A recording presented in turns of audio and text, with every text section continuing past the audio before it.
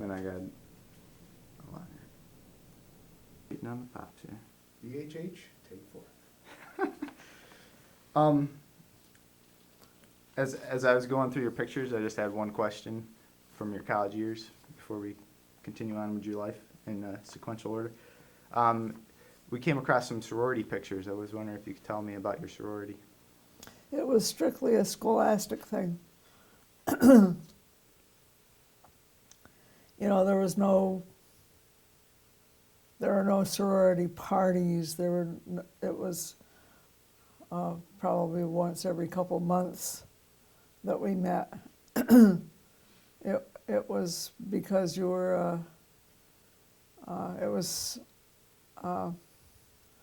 Lambda Mu, LAMBDA MU, and it was a musical society. So, you know, there was no hazing or any of the things that you usually associate with a sorority or a fraternity. So, quite different. Do you have any friends left from your sorority? Yeah, my friend Elta, who now lives in North Carolina but lived in Clifton Park. And we met every month in Cooperstown. She was in that sorority. So yes, I'm still in touch with her. Cool. All right, so getting back to what we were talking about last time, I think we left off on your wedding day is where we left off. So I guess what was the married life like for the young Hartmans? Oh, we were crazy in love. And we lived in, I think I told you about the apartment that we lived in. And we both worked, and we were both determined to get a house built. So, you know, we didn't do a lot of social things. For one thing, both of us worked hard, and so it was tiring. And then there was trying to get the house, I want to say engineered. Is that the word I want? Trying to get it, That'll work. you know, figure out what it was we really wanted.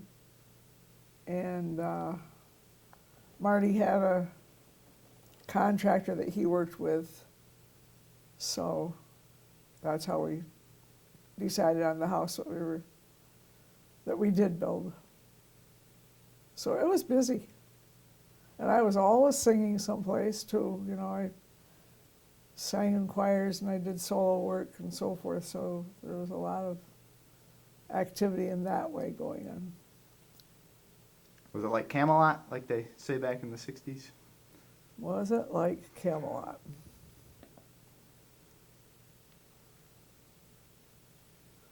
Probably not quite. We were more realistic. Let's just put it that way. Would you call it a very loving marriage? Oh, yes. Every marriage has challenges. What were some of the challenges of your marriage? Well, very frankly, one of the things that I never thought would make a difference was that I had an education and that Marty didn't. But there were times when that sort of got in the way. And it was hard to juggle where my head was with his. There was no question at all about the fact that he was a very intelligent man. And it's kind of like today, if you don't have a paper, you know, you're not going to get the job. But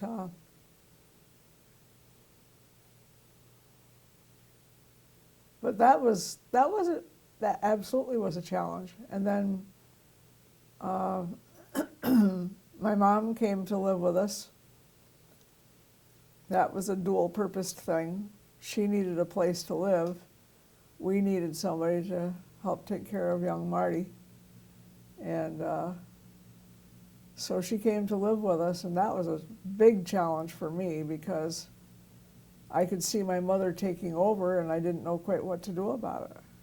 You know, we needed her, she needed us, but I saw that she sort of usurped my authority at times, and that was difficult for me to handle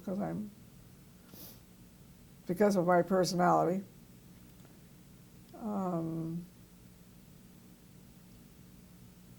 When, do you remember what year it was?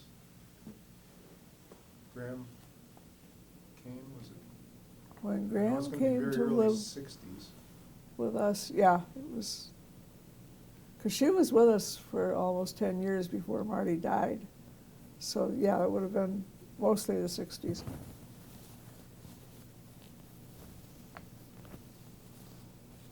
Did I answer all of your question yet?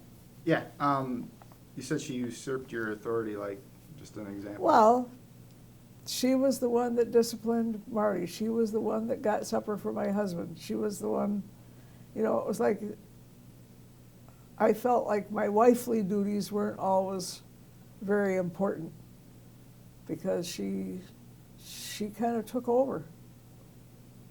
And I'm sure a lot of that had to have been my fault, just because that's where it was. Were there more good times than bad throughout your marriage to Grandpa? I would say so. Yeah, there were some difficult times, there's no question about it. But I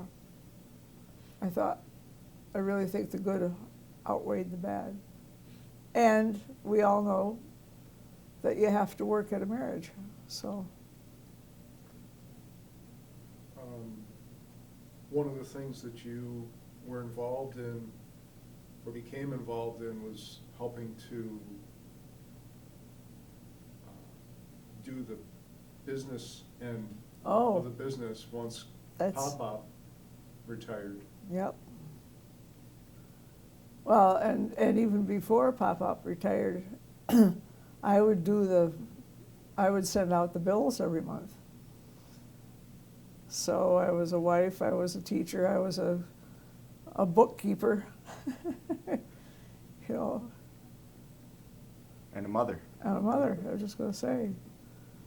Yeah, a lot of hats to wear. I know we talked about this a little bit. Was it difficult living with Grandpa's diabetes? And what was that like throughout your marriage? Yeah, he tried to downplay it. But it's hard to live with a person that has that kind of a disease, and it was always pretty much out of control. He didn't want to give up a glass of beer, you know, type of thing. I'm just using that as an example. Or have a piece of cake, you know. He didn't drink a beer all that often. Well, that's true, but he didn't want to be deprived of it. True.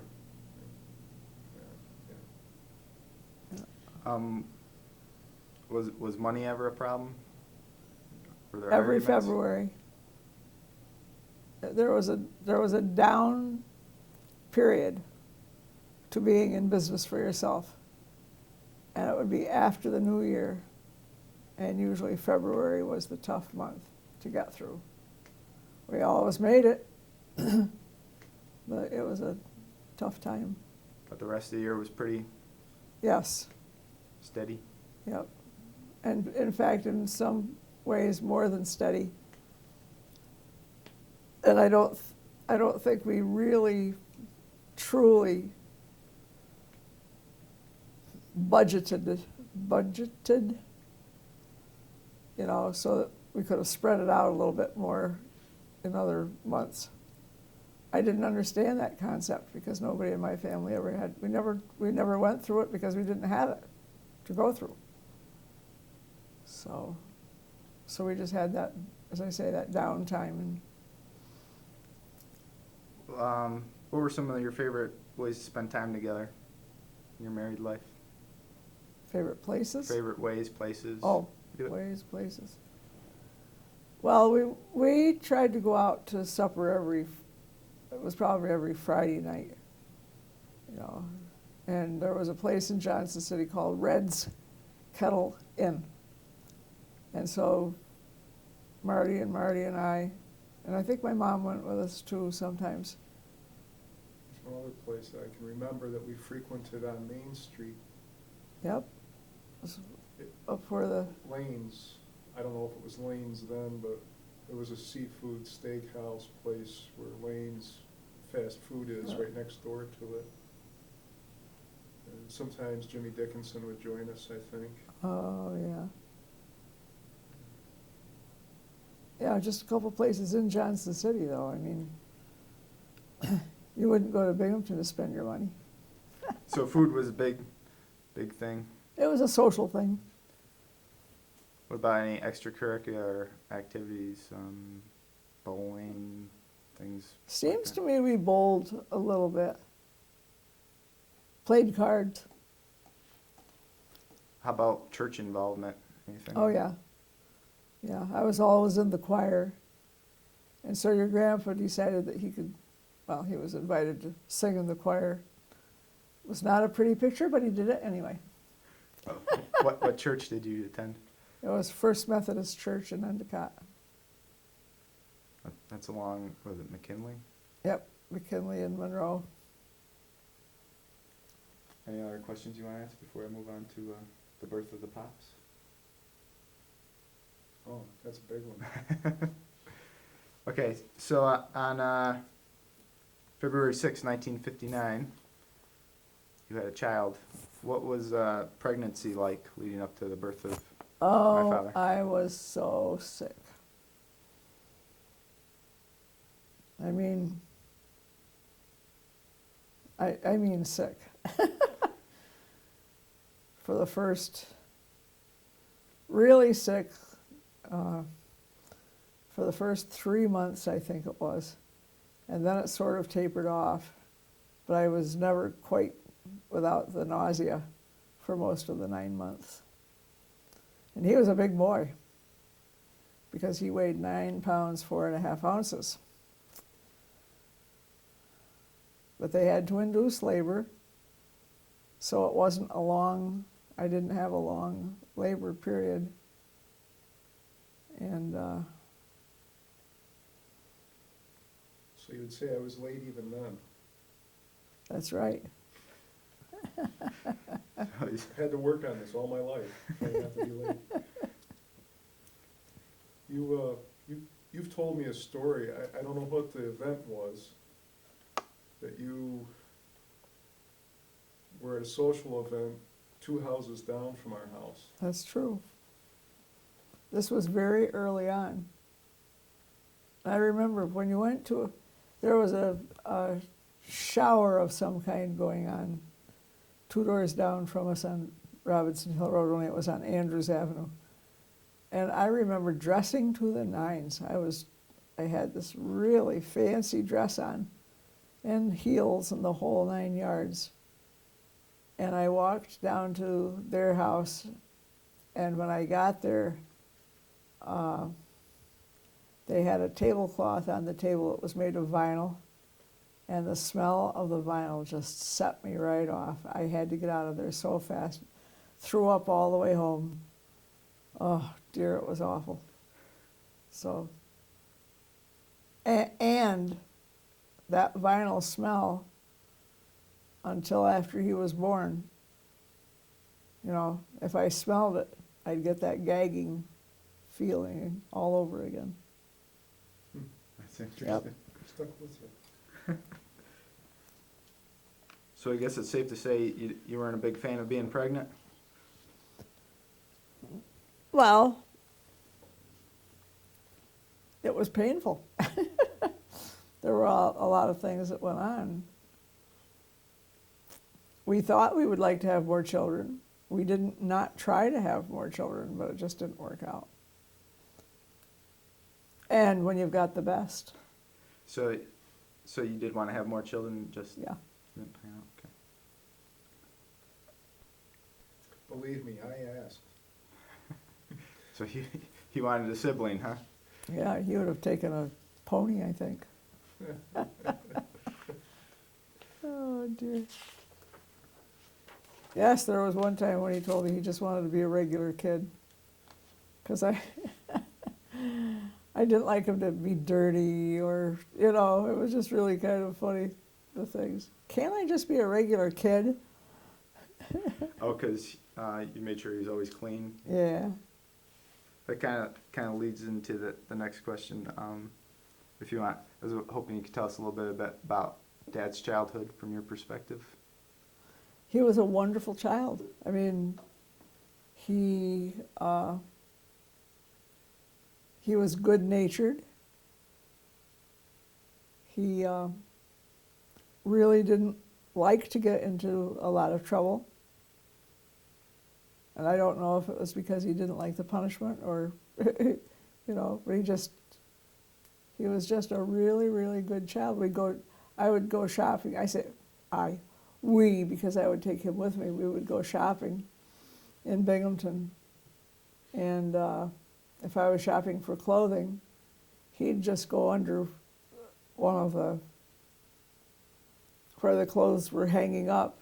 He would go under one of those and just lay there and talk to himself or whatever. I mean, he didn't run around and make a lot of noise or anything. He was really, really, really good. You said he was afraid of the punishment. What kind of discipline would he get if he was a bad boy?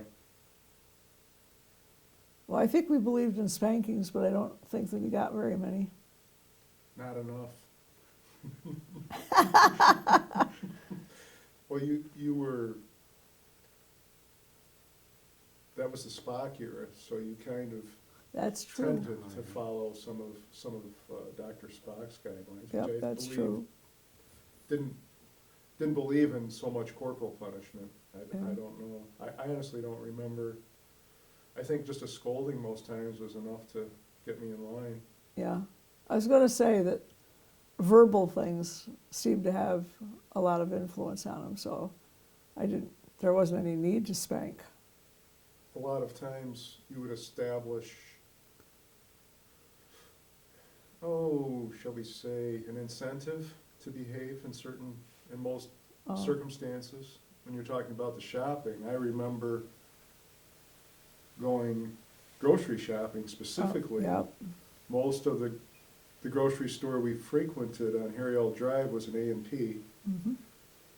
And I can visualize when you would, someplace, almost as you came in, they had a rack of little golden books. That's right. And And we always bought you one. I would always find one for you before we even went any further.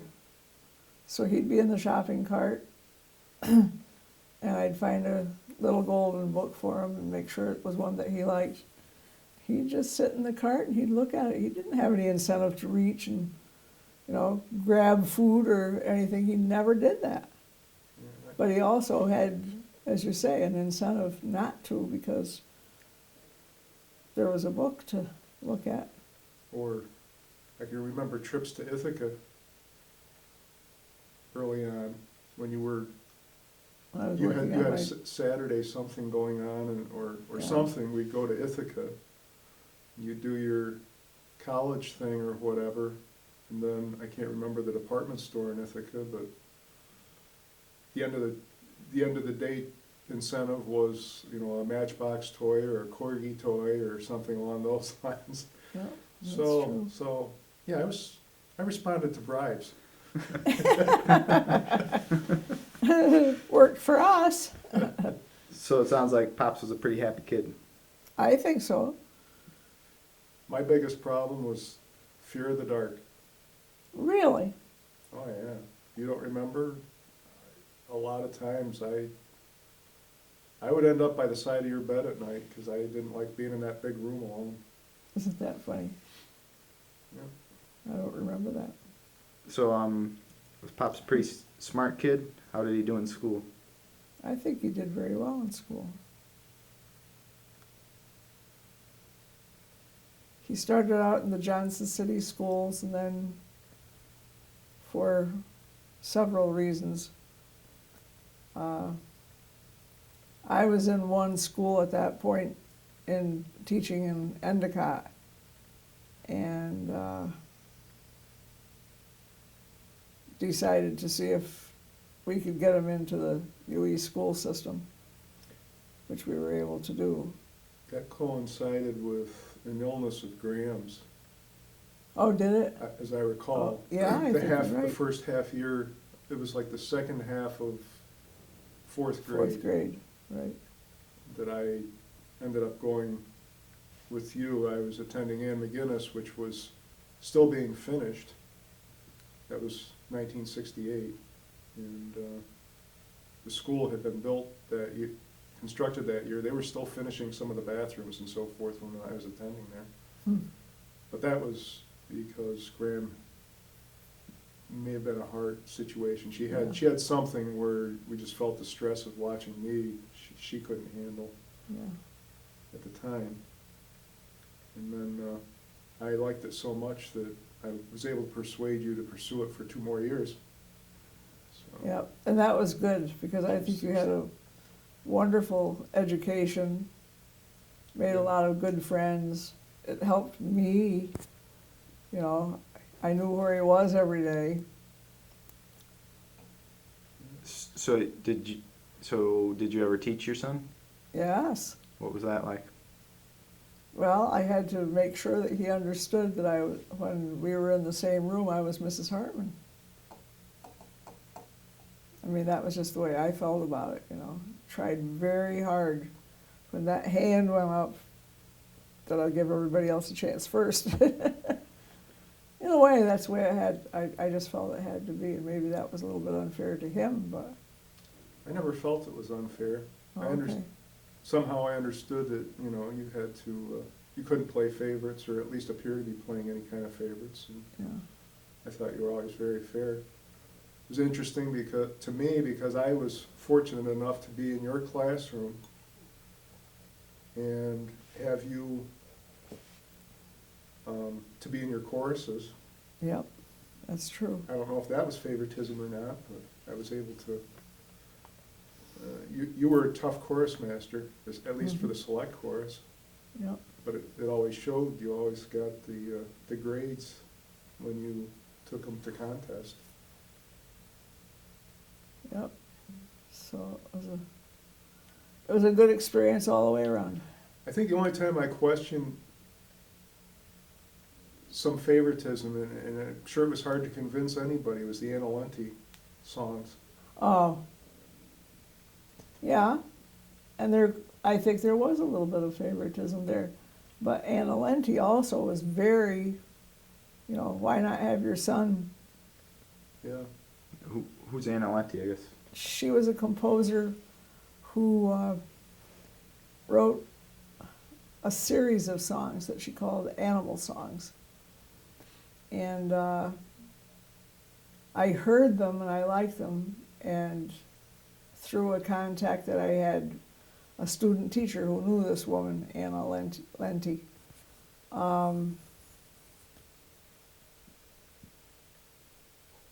wrote to see if there was any chance that she would arrange the songs for children's voices and piano, which she did. And then she came up from Long Island to hear the performance and so forth. So, I mean, it was a big deal. And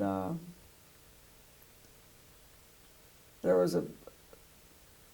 was narrated by Martin Mouse. Well, Martin Mouse was Martin Hartman. And so that's kind of, you know, how at Christmas time I always try to make sure he has a mouse and, you know, on something. So that's kind of how that started. And there may have been a little bit of favoritism, but, you know, if that's all that there was through those years, that's not bad. I remember I was very concerned about doing that for that reason, Yep. because I'm going to school with all these people and so forth. So. Mm-hmm. But I don't recall really receiving any hard harassment, so to speak, about it. Right. No, I don't either. Just a sidebar. Do you remember who Anna Lenti's father was? Something Rose. Broadway? Billy Rose. Billy Rose, right. Mhm. Yeah. So that was another reason why it was such a big deal. They did, we'll probably run into these things as we're going through my file.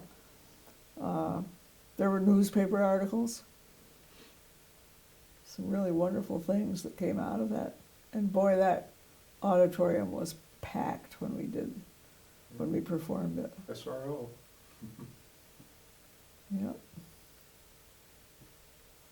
So, I guess just to wrap up the Pops thing, so would you say you're pretty proud of your son and how he turned out? Oh my goodness. He's my hero. You know, the events of the last couple of years and now this year, it's incredible. He's had a chance to shine where maybe earlier in his life he wasn't, because I was shining, but to me, he's been shining big time. He's a pretty good father, too. Wow. And Edna, I think Edna had a chance to tell him that she was so proud of the man that he has become, that his father would have been very proud of the man he's become. I think that's such a great compliment. Yep. You okay to go on? Let's stop for a minute. Betty continues. Okay, so talked about Dad. I know we touched on this a little bit, but what was the family life like once the three of you were a family? Well, we had, it was a pretty routine school year type of a calendar that we followed. And so in the summertime, of course, that was when Marty was the busiest. So we usually couldn't do much then, but weekends we tried to take advantage of. Went to Nicholson a lot.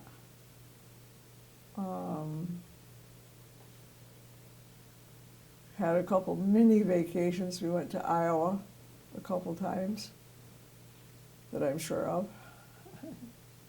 Once was over Easter. I remember we went to Iowa over Easter. Over Easter and vacation, Jimmy yeah. Dickinson went with us Yep. because we visited Niagara Falls on the way back, I think. I think we visited that was the same time. I know we got to the Henry Ford Museum. Oh, on one yeah. of the trips. You guys went to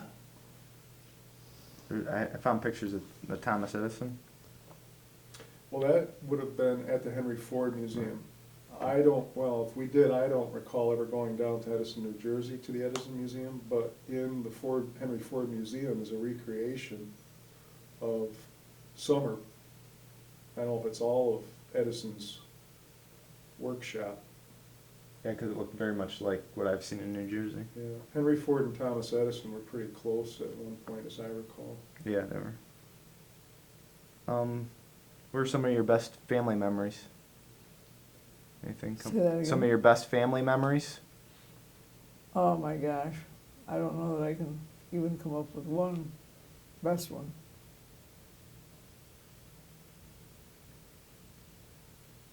We were just always so busy. We had a lot of, the fact that we went to Nicholson so much says that we had a really good time going down there. And what would you do down there? Who'd you visit? We'd have a picnic and we built a pavilion so that in the summertime we had an enclosed place for a picnic and a fireplace for cooking. Where was And- that in Nicholson, just for the record? Pardon me? Where was that in Nicholson, just for the record? Oh, that was at Hallie's. Hallie's and Betty's Farm.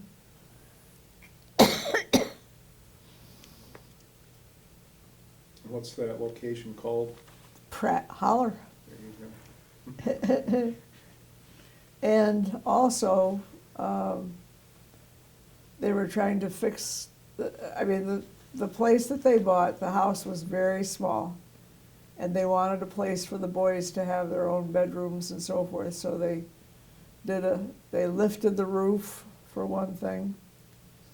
And I'm not sure that the late Marty was involved very much in that. But after they got certain things done, he and Hallie put in new plumbing, new heating. I mean, they really did a great job of refurbishing that place. So that would be a weekend. We never stayed overnight. We'd go back and forth. And part of that, I'm pretty sure, is the fact that Marty had to do the insulin thing every morning, you know, that hampered us a little bit. I can just interject one other thing that I always thought was kind of significant with the family was the music. Many times at Hallie's, especially if Roger was home, there would usually be some piano playing and singing around the piano. And Yep. likewise, That's true. if you had family visiting us in Johnson City, very often Graham or Roger would sit down with the piano, or not as often probably you, but those two would generally generate something on the piano, and before you knew it, you know, people were singing songs at the piano. Yeah, that's true. So it was very, I think the music aspect of the family has always been very special. And very strong. I have to interject, I think if one thing that you probably wished more than anything is that I had picked up something more musical in my life than just listening.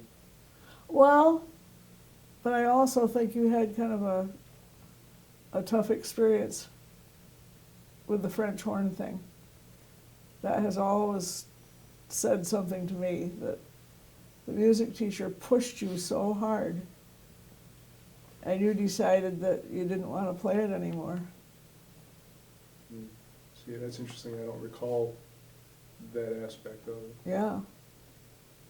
By push, what do you mean by I was push? pretty young, as I recall, Oh, compared to yeah. others. Yeah, you were in third grade. Yeah. You were in third grade playing French horn, which is a totally impossible instrument anyway, and you did very, very well. And the man who had the instrument program in Johnson City thought that because you did so well, you should be in the band. And so he put you in the band, and then you realized that you had all this music you had no idea how to play, because there were fingerings there that you hadn't gotten to and shouldn't have gotten to yet, you know, in order to have some expertise.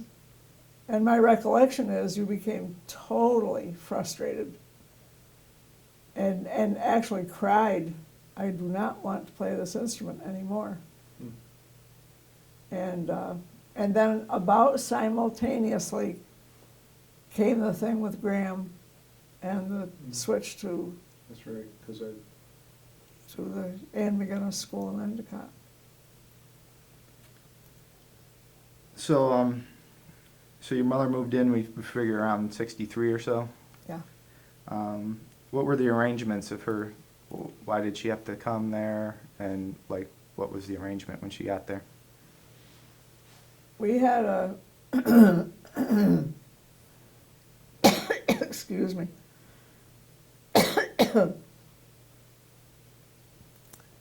We had what I'll call in this day and age a bonus room at the top of the house.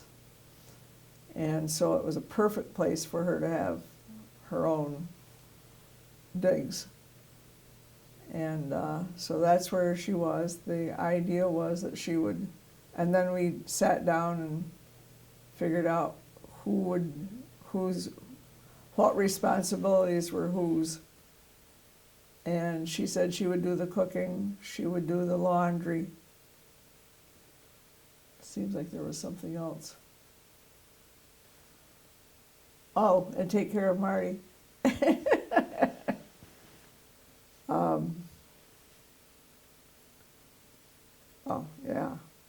big time. And I take it that was a big help. Yes, it was. Yes, and for Marty, can you imagine having a full-time grandmother in your house? It was wonderful for him. And she taught him, you know, anything she did, he wanted to know how to do. So he learned how to crochet, he learned how to cook, he learned how to run his little machines. There was probably some music stuff going on in there too, all the time. But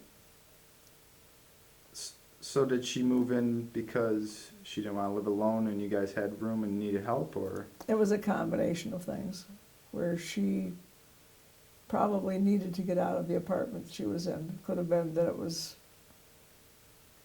her lease was up or something. And that we had a need for her services. How did having her there affect your relationship with Grandpa? Oh, there were times when I thought that he liked her more than he liked me. I mean, it was really funny in its own way. But I had so many hats to wear, and I know I said some things at times, you know, don't you realize that she's trying to take over? Are you serious? But that's the way I felt sometimes. It was hard. And I know you've always told me this story about she always wanted to sit in the front seat of the car. Could you tell that Well, one? yeah, come on.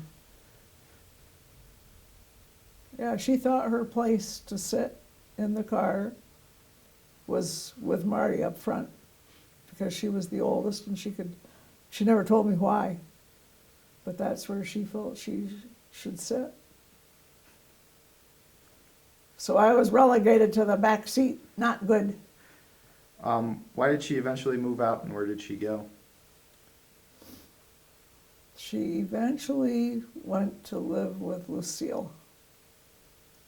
And Lucille lived in Michigan at the time. Lucille embraced Christian Science. And my mother had all of these physical things going on. And she was convinced to stop taking her medicines. She had glaucoma. She was going blind. You know, it was just like, what's going on here? But anyway, she moved out after Marty died. And part of that was me saying, I need my privacy now, you know. She didn't like it. Woo-wee, she didn't like it. But anyway, we crossed that bridge. And after she eventually moved, Yeah, well, she went out to Michigan to live for a while, and then she moved to Pennsylvania to be with Hallie. Is that where she passed? Is it- Yes. What were your in-laws like with names? And just hoping you could tell me a little bit about the in-laws, like. Jenny Hartman Yeah. and Levi Hartman, better known as Nanny and Pop-Up. What were their personalities like? Oh, they were fun people. Nanny never moved beyond a snail pace. She just was, you know, very slow and methodical. And she was heavy set. And Pop-Up was just the opposite. Very tall and almost like a, what's the tall bird? Big Bird? What kind of a bird is that? Not pelican. Like a flamingo or a blue heron? Oh dear. Well, a bird that has, what's the tallest bird?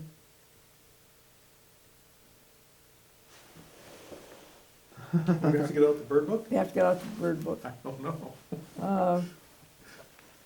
All this to try to tell you about pop-ups. He was just the opposite, where Danny was slow and methodical, like he was tall, thin, and he moved with a purpose, but he moved. You know, he was always on the go. But he liked to, Yeah, he had a drinking problem. There was no question about it. And you would never know when that would show up.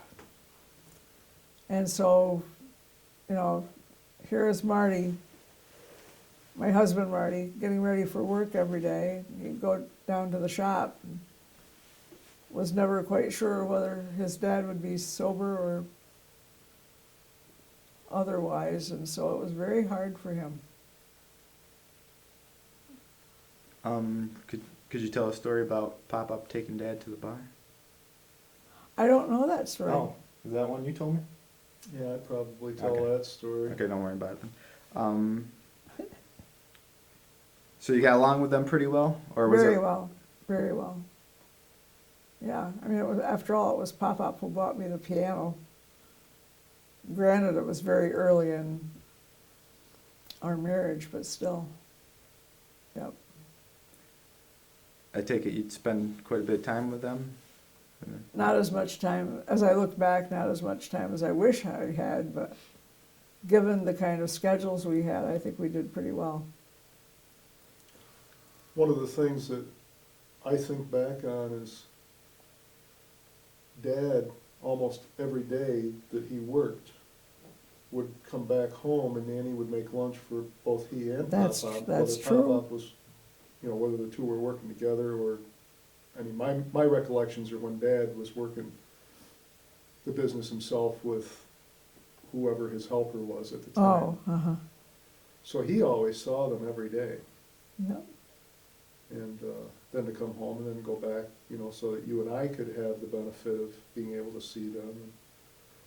And sometimes it was also an interesting situation. I mean, very early on, the good friend Jimmy Dickinson lived upstairs. Sometimes we'd come back and visit Jimmy. You know, we'd be right upstairs over Pop-Up and Nanny. I'm sure we would stop in at least to say hello and Yes, whatnot. yeah, But, That's true. It was a kind of close-knit little community that they had there. yep, absolutely. Any memorable stories, funny stories you'd like to share? I know Pop-Up was always a prankster. Is there anything? Do you know a family story I like to tell is about, Nanny had a sister who was affectionately called Ducky because she was short and heavy, and when she walked, she waddled. There was no question about it. And so they loved to play jokes on Ducky. So they decided that on this particular day, this particular evening, that they were going to play a joke on her. She always got up in the middle of the night to go to the bathroom. Well, in those days, they all had a chamber pot that they used. They didn't use the bathroom through the night. They always went in the chamber pot. And so anyway, this particular night, they put Alka-Seltzer in the chamber pot. And when she got up in the middle of the night to go, she screamed, and they knew exactly what was going on. Oh, dear. Is that a good one? That's a good, good one. What about your sisters-in-law? BJ and Edna. Let's see, when I first came into the family, they were both in college. And then BJ kept going to college because she wanted to get a teaching degree. And then Edna kind of did the same thing. But I got along well with them. It was just we had very little in common, it seemed, and Marty and I had our church life, they had their church and school life, so we didn't do very much together. Were you close or? No, I wouldn't say that we were ever very close. It was just one of those circumstances because of the lives we'd kind of cut out before I came into the family. One thing I forgot when we were talking about Dad was, could you tell us the shit story? Oh dear, I don't even remember where we were. We were going someplace and we pulled over to the side of a street to park, and something happened when little Marty was getting out of the car, and he said, "Oh shit." And I'm sitting in the back seat of the car saying, "Where did that come from?" Knowing very well that it was right out of my mouth. Oh dear. So then we had to have the discussion about that. Wasn't a very nice word. Mommy shouldn't say it either. That's fine. When did Grandpa's health start deteriorating, and what were some of the first signs?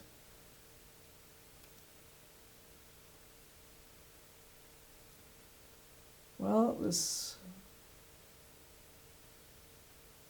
70, 71 in there someplace. He started to show signs of edema. And it wasn't getting any better. And so his doctor said, "I don't like this. Let's get you into the hospital for some tests." And so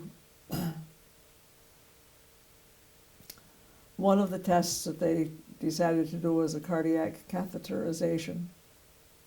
And I'm trying to think how that was. Whether he drove himself to the hospital, he had to sign papers to have that done.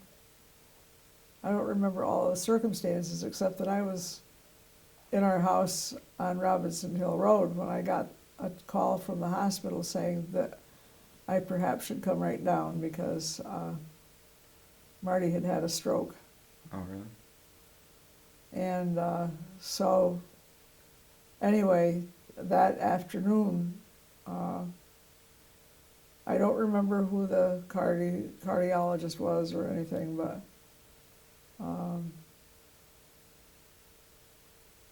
they said that the cardiac catheterization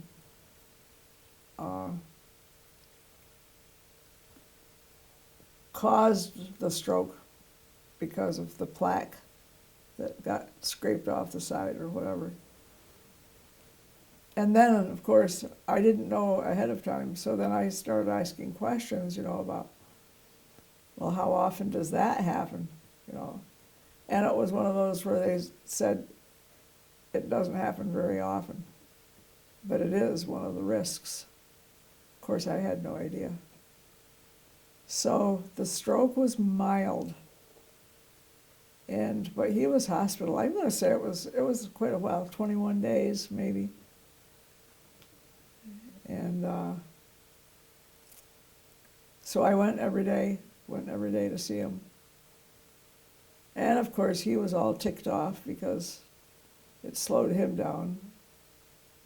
But they gave him some Lasix, and his expression was that he pissed like a racehorse. But the weight started to drop off, the edema went away. And then, of course, it was one of my consultations with the cardiologist when he said, I said, wait a minute. Given what has happened, did you get enough results to know what is going on? And they said yes, that he had severe arteriosclerotic heart disease. And they said 6 months to a year is probably what we're talking here. And it was almost a year. Was he ever able to work after the stroke again, or? Not full-time.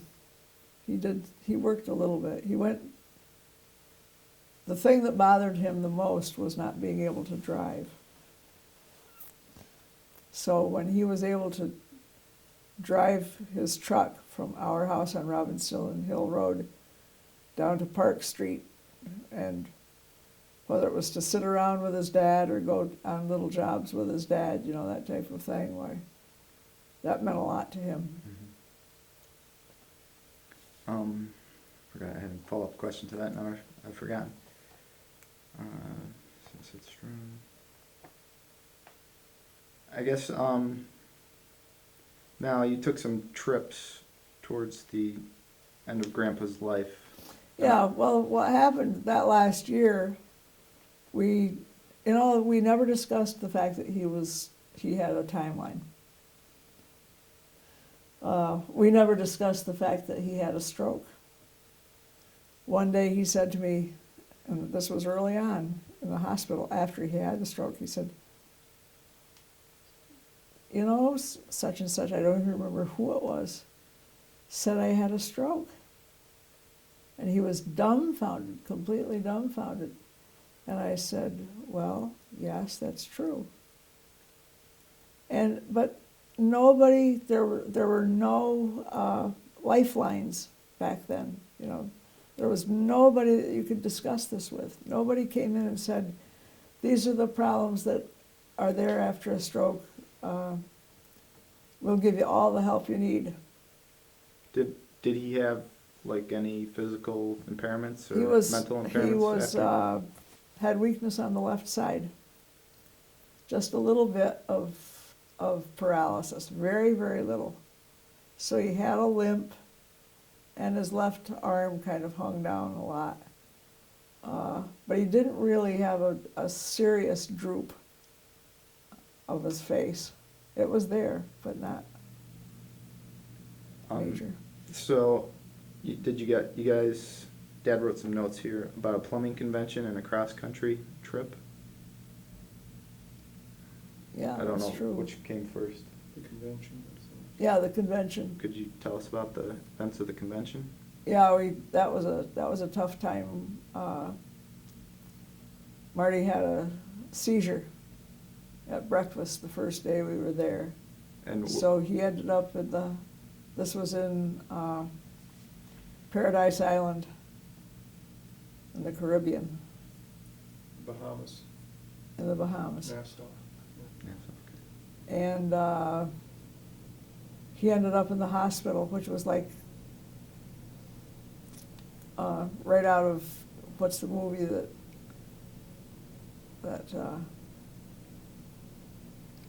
not Clark Gable. Bogey movie? Or? Bogey, yeah. Casablanca? Casablanca. Oh, this hospital was right out of Casablanca. I mean, with the metal beds, the metal chairs, the fans, and he had the most beautiful doctor, female doctor yet. She was gorgeous. Of the islands, you know. I never heard a complaint. So how long was he in that hospital? I guess it was just a day or two. I don't think it was over 2 days. I don't remember it anyway. I know Marty was taken care of by the people that were on the plumbing and heating people. And did you go back home after he got out? Yep, we got home. See, I don't remember exactly what time of year that was. And then we had been talking about saving some money together. Maybe we should spend some money together and make a trip across the country. Because that had been a dream of ours from, you know, day one. And Marty loved this country. He loved history. He loved being a patriot, you know. And he wanted to see our country. So we got in our car and started out to do that. I had to do all of the driving. He had one, when we got to California, he had one seizure there. And then we still had, the part of the trip we still had was to go up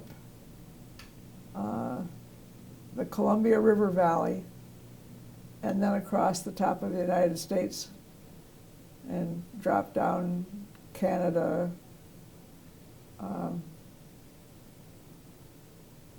not Thousand Islands, what am I trying to say?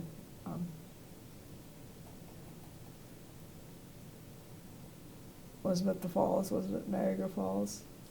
I don't recall if we did the falls or not, but. Well, anyway, we came back down from Canada to the United States somehow in there. And in Corning realized that there had been a major flood. So that was August of '72. How long did the trip last? I think we were gone 6 weeks. I mean, it was a fabulous trip. I was exhausted. Everybody was exhausted. It was an exhausting type of a trip, you know. When you have to be the caretaker for somebody for the whole time, as well as, you know, you're making decisions, you're driving every day. It was a hard trip for me. Did you stop and see family members along the way? Yep. And friends. So that was in August, you said, 72? I think it was August. Now, if I remember from the earlier, you said Grandpa passed away in September. Yes. What were the events on the day he passed? It was a routine day. I had my hair done. I don't know if I did that every week or every 2 weeks, but I came home from having my hair taken care of, and he was,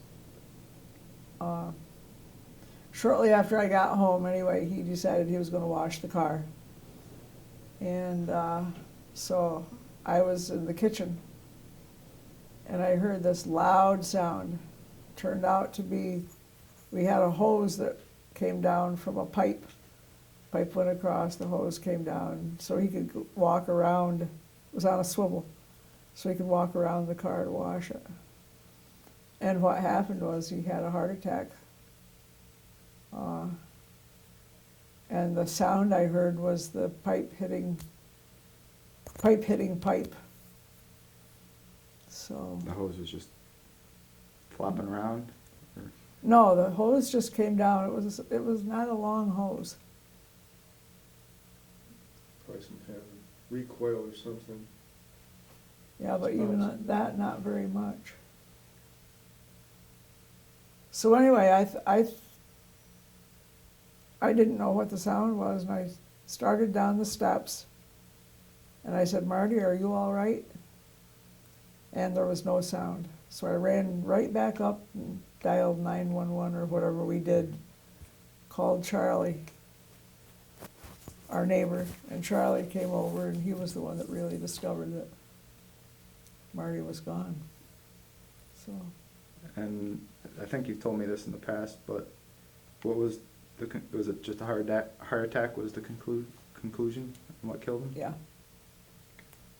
Yeah, because of the arteriosclerotic heart disease, why, that was what took him. That's pretty much the tape, so.